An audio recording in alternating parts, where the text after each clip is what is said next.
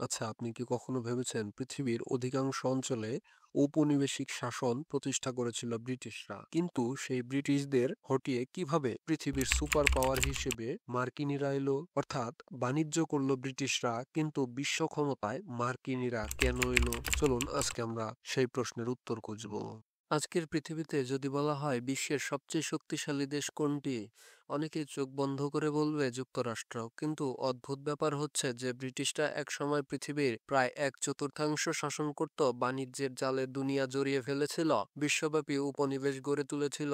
তারা নয়, বরং তাদেরই সাবেক উপনিবেশ আমেরিকা হয়ে উঠল সুপার পাওয়ার। কিভাবে, ঠিক কোন মুহূর্তগুলো আমেরিকাকে বিশ্ব ক্ষমতার কাঁধে তুলল, আজ আমরা তাই খুঁজে বের করব। চলুন ইতিহাসের এই অসাধারণ গল্প শুরু করি। 1800 ও 1900 শতকে ব্রিটিশরা ছিল বিশ্বের বাণিজ্যের বাদশাহ। তাদের নৌবাহিনী ছিল সবচেয়ে বড়, সবচেয়ে শক্তিশালী। Bharat, Australia, Africa, Hong Kong, Malaysia, Canada, সব জায়গায় ছিল তাদের পতাকা। তাদের ক্ষমতার মূল ছিল বাণিজ্য।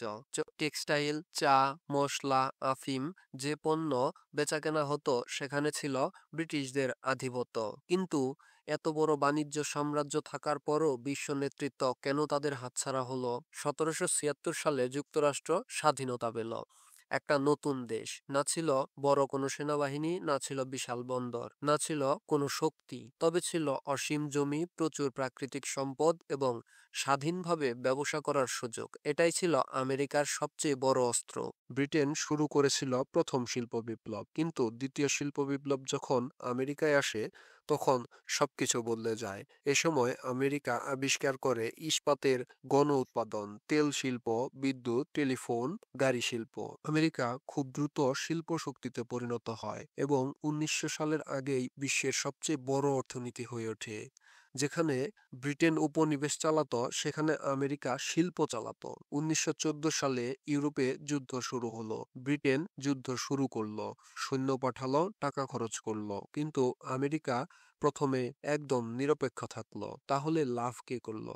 অবশ্যই যুক্তরাষ্ট্র, কারণ ইউরোপের দেশগুলো অস্ত্র, খাবার, তেল সবকিছু কিনছিল আমেরিকার থেকে। যুদ্ধ শেষ হতে হতে আমেরিকা হয়ে গেল ইউরোপের ব্যাংকার, আর ব্রিটেন যুদ্ধের খরচে তারা দেউলিয়া হওয়ার পথে। 1939 সালে দ্বিতীয় বিশ্বযুদ্ধ শুরু হলে ইতিহাস আবার বদলে যায়। ব্রিটেন আবারও যুদ্ধে ঝাঁপিয়ে পড়ে, আর আমেরিকা আবারও দূর থেকে দেখে। যুদ্ধের ধাক্কায় ইউরোপ ধ্বংস হয়ে গেল। ইংল্যান্ডের শিল্প ভেঙে পড়ল, উপনিবেশ ধরে রাখা অসম্ভব হয়ে গেল।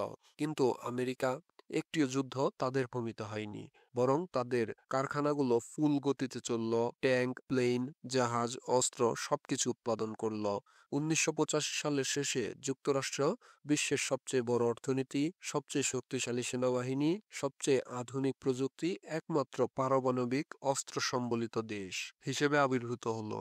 1944 সালে ব্রেটন উডস এগ্রিমেন্ট নামে একটি সিদ্ধান্ত নেওয়া হয়। বিশ্ব বাণিজ্যের প্রধান মুদ্রা হবে মার্কিন ডলার। এই সিদ্ধান্ত আমেরিকাকে সরাসরি অর্থনৈতিক সুপার পাওয়ারে পরিণত করে। যা কিছু কেনাবেচা হবে, তেল থেকে সোনা, সব ডলারে। বিশ্ব যদি ডলার চায়, তাহলে ডলার ছাপাতে পারে কে?